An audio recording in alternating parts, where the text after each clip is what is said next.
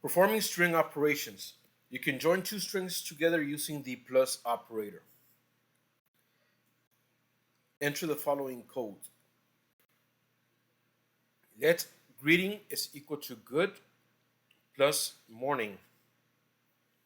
The good string the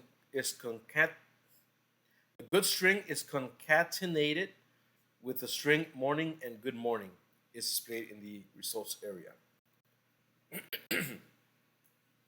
You can combine strings with constants and variables or other types by casting them as strings. Enter the following code and run it. Let rating is equal to 3.5. Variable rating results is equal to the restaurant rating is plus string rating. The restaurant rating is 3.5. The rating object contains 3.5, a value of type double.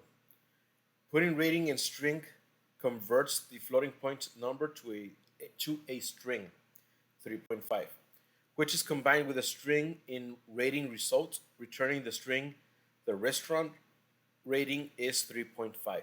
There is a simpler way of combining strings though, called string interpolation.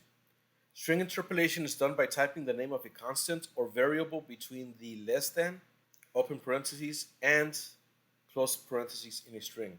Enter the following code and run it. Rating results is equal to the restaurant rating is backslash rating. Print rating result. Let's copy and run the code.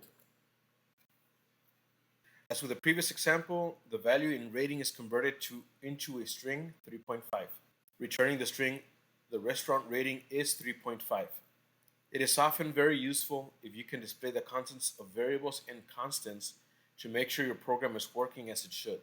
In the next part, you'll see how to print stuff in the debug area. In this lesson, you learned how to create and use playground files, which allow you to explore and experiment with Swift. The more you explore and experiment, the more you will learn.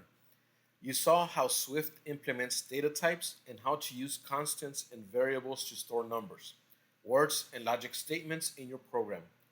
You also learned about type, type inference, type annotation, and type safety, which help you to write code concisely and with fewer errors.